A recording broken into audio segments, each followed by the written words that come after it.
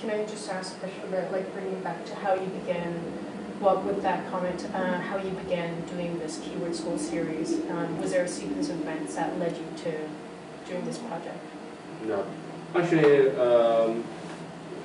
since I began to make the, I mean, before when I began to study art when I was in 20 years old. That time we just the time is also is still in Cultural Revolution. So we can have nothing about what's happened in the Western modern art. Everything we didn't know at that time. Just so I began to do the contemporary art. Since that time, I like to how to say focus on the notice the more how to say think about the conceptual and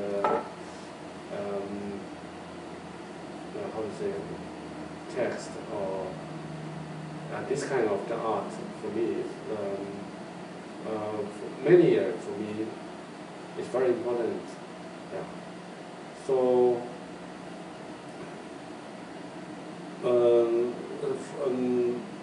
in 2004, 2005, I began to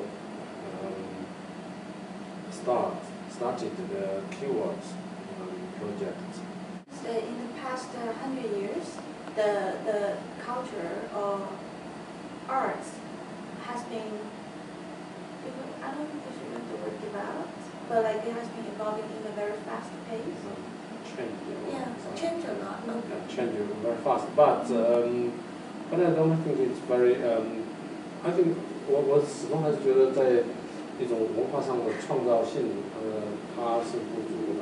Yeah, but even though it changed really fast, but the creativity in this change is not enough.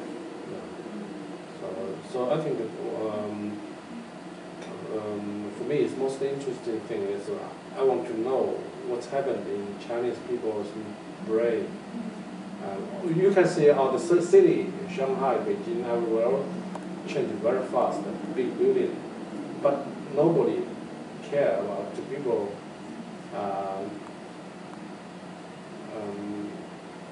Just on the inner world change. Yeah.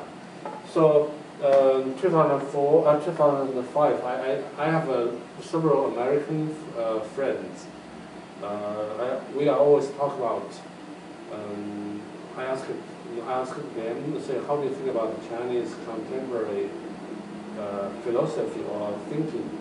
They say, you Chinese no contemporary philosophy, and also if you have just one thing, you take the many how to say the results from the Western. Now this is the knowledge you need. And now so I think it's very interesting thing is the social changes so fast that people's thinking changes so fast, but nobody to how to say to research and to know what's happened. So what's happened inside there. So since 2005, I began to interview a lot of people. To now, almost 150 people. How do you select the people you're going to interview? I always choose the people from. You mean what kind of people? Yeah. Sometimes I choose the people. Sometimes people invite me to do the project. If I like, I will do. Yeah. They're all from art community, or? Mostly they're from the how to say the 就是在那些发展很快的中国地区，或者是这样在这种地区的人群。Just yeah, there are two types of it. It's like he usually goes to those places or area in China which develop really rapidly. All those in the place where there are certain group of people, they develop really fast. So there are two. Yeah. Do you see your this work as part of archival work in some sense? Because you see all this change happening so quickly, is there an urge to archive this moment of what's going on in people's heads because you know it's going to transform quickly? Is that an intention in the Keywords project? 他就觉得就说是你刚才提到了很多东西发展很快，你觉得你现在做的这个 Keywords 关键词学项就像是在做一份档案一样，就是档案等于说是记录人内心的这个变化的档案。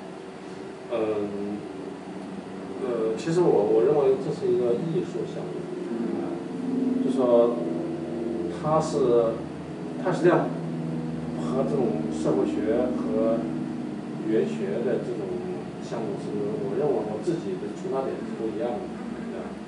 Yeah, fundamentally this is our project, right? Basically this is our project. In terms of archival, and it will be totally different from sociology or linguistic perspective.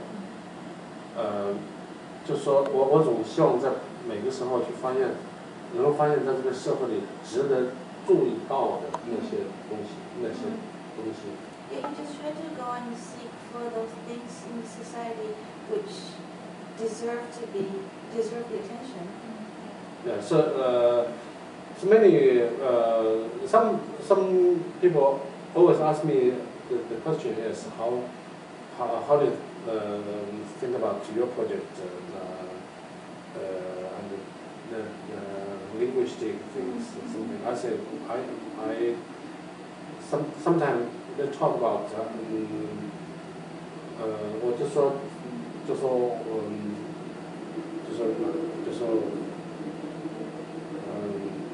说对我来讲就说一个准确的 file 并不是最重要的事。Yeah, I think to him, how accuracy these data are is not necessary to him. 而是最重要的是，我在这个事情里，我通过我亲自的自己的就说我通过采访面对面的采访，我自己发现的。To him, the most important thing is through all this in-person experience, face-to-face with the interviewee, and go under research, what he can actually collect from this experience. So it's as opposed to collecting data for certain kinds of institutionalized histories. Is that sort of